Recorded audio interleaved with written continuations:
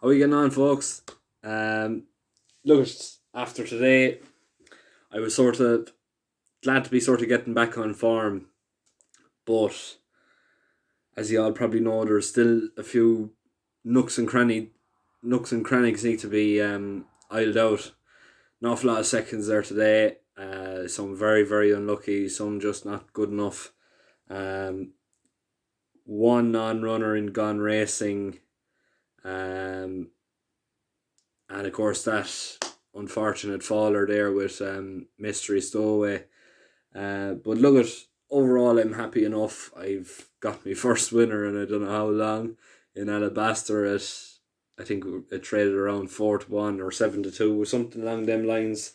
Tipped up at 3-1 last night, but I know the market had it going at prices as big as 5-1. So if you're on at that time, I'm absolutely delighted that you got on and nice prices as well. But look at I suppose we'll just move on. Say going on to tomorrow. Looks to be a fairly nice card. I know I said that there yesterday as well, but we've got the winner and we've broken the duck.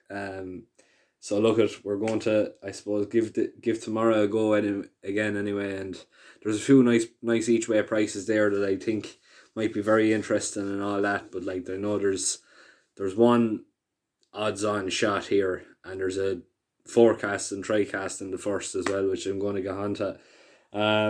So look at we may as well kick things off. 445. Obviously, Easy Game is the most likely winner.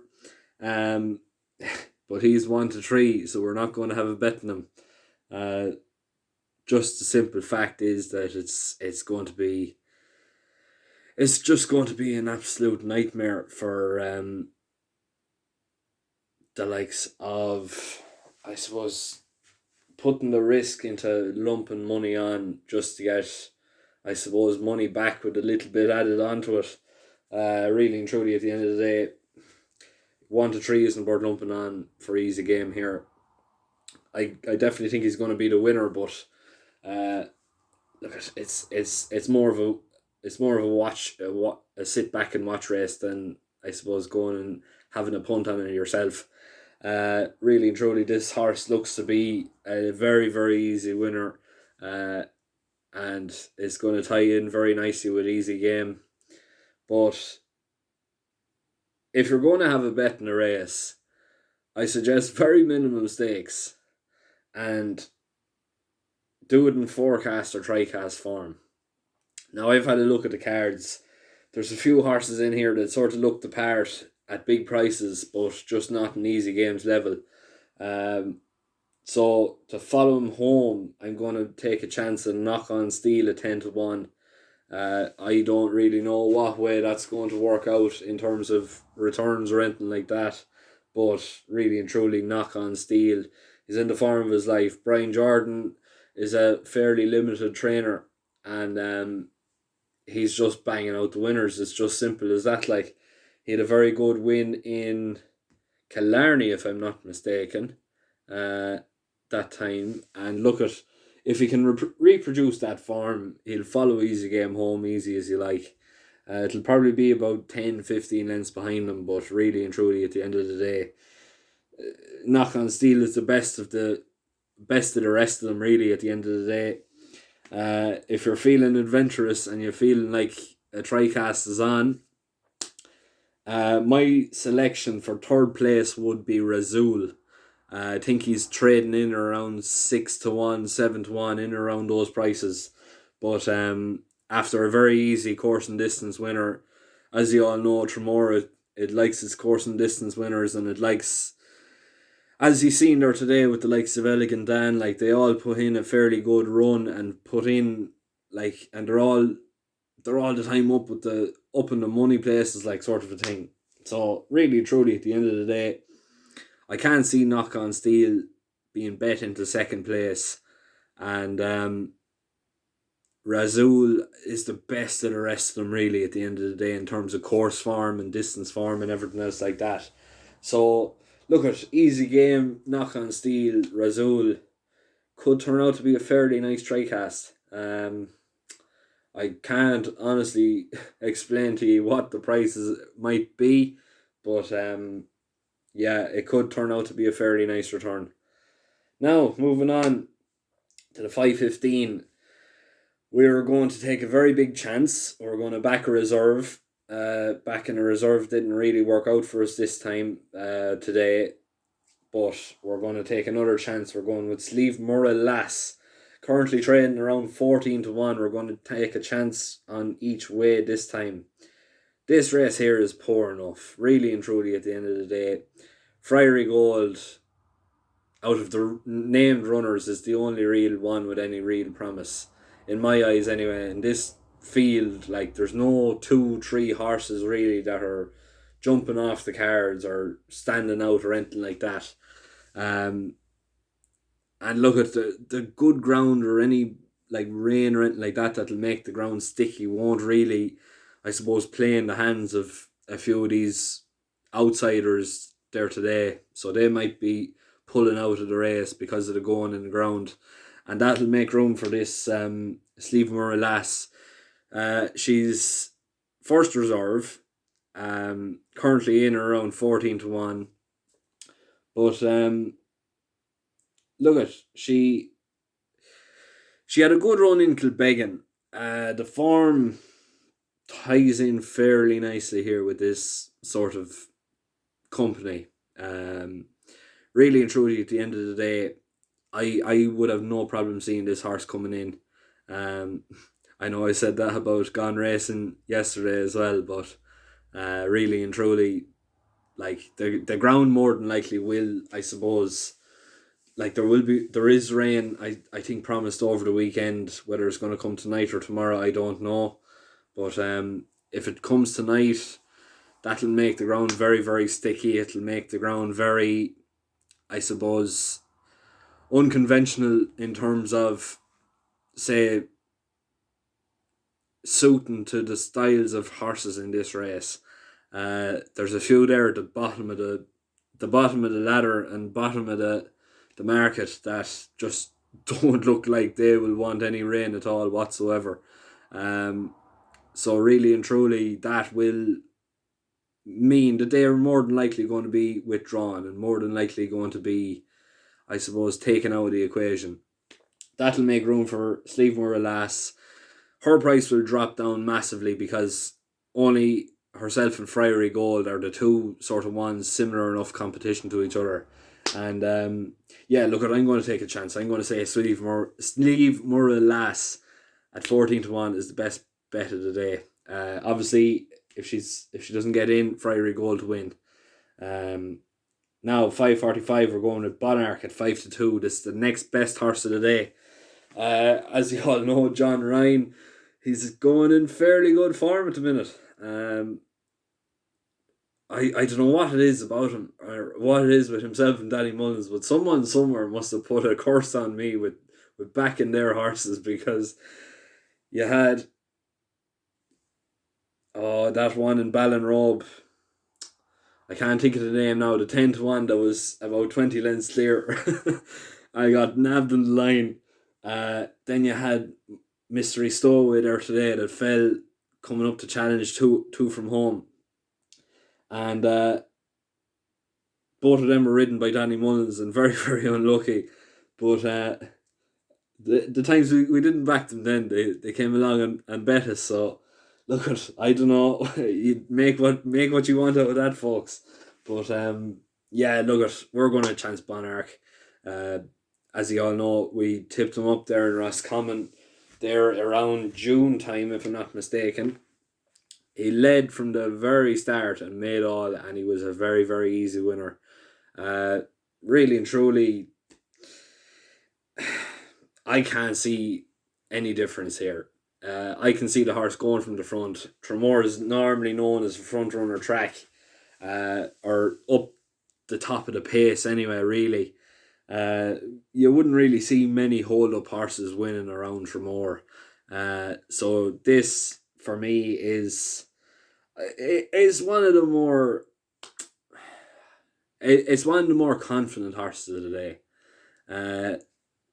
if I'm not mistaken, it's JJ Slevin on board, but I might be wrong on that one. But really and truly, the horse is possibly the class act of the race. Um, yeah, it's up against Sani Pass or Sani Plas. That's coming from the Henry de Bromhead yard. Um, and look, it doesn't really scream anything off the page for me. Really, at the end of the day, Bonark is coming in and winning form, and Sani Pass is coming in after being a disappointing favourite. So that's what I'm going with there. Bonark 5-2 next best. I don't think you can go wrong really, but hopefully it won't come back to haunt me like it has been with my picks and John Ryan's horses. Now 6:15 we're going with Getaway Glenda 25-1 each way. We talked about Sani Pass. This is the horse to better at 66-1 here in Tramore. It's only yourself and Moonball that come in here off course and distance winners. The rest of them, they haven't really proven their worth around Tramore. As you all know, you need to like going around Tramore to actually be in a chance of winning. And obviously, this course is a course that the horse likes, and I can't understand why the horse is 25-1. If Sani Pass wins the race before, this horse will drop massively in price for the simple fact that the form is boosted by the second place. Moonball, yeah, look at obviously it's been sort of it's been very, I suppose, consistent, but it's been often, I suppose, frustrating to follow. This horse could be anything. Getaway Glenda, she's currently trading around 25-1. I'd really suggest each way. I think it has a great shot each way, really, at the end of the day. Like I said, there's only two horses in the race that have previously won around this trip around Tramore. And this horse is one of them. So make it that what you will. And look, it's hard to know, really. It all depends how Sani Pass goes in Bonark's race. But I'd imagine Sani Pass will be second again. But like I said, that's going to boost Getaway Glenda's chances is way much even more. And yeah, look at, like I said, 25-1, massive price.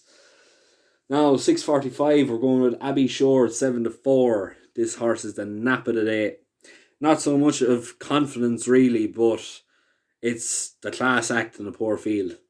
Obviously, it's a maiden hurdle for mares. Like this horse, if I'm not mistaken, yeah, it's Kilbeggan Fort to April's Joy and Champagne Diva. If that even comes close to reproducing that form, this horse will win 5-6 lengths easily around Tramore. Now, there is one worry. This mare has a tendency to blow up in her races and not perform. So I'm going to nap it, but not with overall confidence. Look, I definitely think it's going to win fairly handily. When you look at form, when you look at what the horses that bet it have gone on to achieve, but like it is a very poor maiden, really. At the end of the day, if this horse is beaten, I would be shocked. It wouldn't be so much a surprise, but I would be seriously shocked. Now 7:15, we're going to go with another fairly nice price. Stylish Moment, coming in here at around 8-1. Stylish Moment comes out of the own Dial yard, a yard that's been fairly, I suppose, going well, and the jockey, I can't even think of his name now. I've been looking at so many races, but the jockey's been in form, trainer's been in form. I think it's 13% success rate for the trainer and if I'm not mistaken, 16% for the jockey. The jockey's name has just gone out of my head, but I might have it there. I don't. No, I don't. Yes, coming up against the Wonky Tonk here. As you all know, the time I tipped it up in Roscommon, I think it was my next best that day. But it was very, very workmanlike. I thought it didn't do enough to get up, but somehow it did. It was hard ridden all the journey along. Never looked comfortable, but still managed to go on and win. Look if you're looking at it that way, that was impressive that day. The way it was lazy, but it was still like had the will to win. At the end of the day, 3-1 is fairly short from though. I wouldn't be advising anyone to go hands and heels in on this horse, this Wonky Tonk, because really and truly it just doesn't look to be, I suppose, the bee's knees at the end of the day, and it could end up that the Wonky Tonk might be a wonky donkey at the end of this race. But Stylish Moment, yeah, look, it has been fairly, I suppose, consistent and has been running some very good races. Owen Doyle is really, I suppose, coming to the fore in terms of, I suppose, producing nice horses and producing his horses in nice races. 8-1, look, it's value for money, I think, at the end of the day. If you back it each way, worst case scenario, if he places, that you're going to get a little bit more than money back. If he wins at 8-1, I don't need to say any more than that. You times your money by 8. And more than likely we'll be coming out with a profit at the end of the day if this horse is to win. Advising on what way to go about it, I'm going to take the chance and I'm going to say this horse is going to win. It's a very good affair though, really and truly, at the end of the day. I'd say the most sensible way to do it would be back it each way, but yeah, I'm quietly confident. This horse is going to go and do it in a fairly nice race. And finally now, moving on to the 7:45, we're going with Rulabula. 4-6, the only odds-on shot of the day. Apart from Easy Game, who we're not having a bet on. But yeah, look at Rulabula coming from William Mullins' yard. He's run 2 nice bumpers so far, 3rd and 2nd. This here could be 3rd time lucky. Really and truly, it should be 3rd time lucky. If you can't win this, I'd really lose interest in backing him anymore. It doesn't really look to be a fairly strong race. The second favourite was beaten a long way back. I think it was in 2nd. And there's an awful lot of ones in here that just look, I suppose, needing a run or needing, I suppose, a freshness run to just shake the cobwebs off them. I suppose there's a bit of an interest check here with this one here now. We've sort of spotted a horse. Eric Carman, currently trading around 10-1. Yeah, another Owen Doyle horse here. Derek O'Connor is booked. It was the only horse in his sole point-to-point start that... No, he was only one of 2 horses to finish the race. Now, I didn't see the race, but I just seen the figures. He was 25 lengths back. Really and truly, at the end of the day, that shouldn't be anywhere near good enough to come on and win this. But the jockey booking is interesting, and it'd just be interesting to see what Owen Doyle would have been able to do with this horse in terms of bringing it on and bringing it on to a bit of improvement, and I suppose getting it race fit and ready. 10-1, look, it might be worth in each way. It mightn't be worth anything at all, but I'd be looking at it. But yeah, look, that's my selections for today or tomorrow, whatever time you're looking at. I just want to ask you who's still looking on, if you could make sure to subscribe. Subscribing means the absolute world to me in terms of, I suppose, getting noticed and getting recommendations. The Ballon Robe video got a recommendation from YouTube thanks to a few people few people subscribing. So the more subscribers, the more my name gets out there, the more shares it goes out, the more audience it gets to, and really and truly, that's what keeps the wheel turning at the end of the day. But I'm going to let you all go. Like I said, make sure to share, like, subscribe, do whatever you have to do. Follow me Facebook, follow me Twitter, follow me wherever you want to follow me. But I'm going to let you go. I'll be back again tomorrow for a few more tips for Tramore. Thank you very much.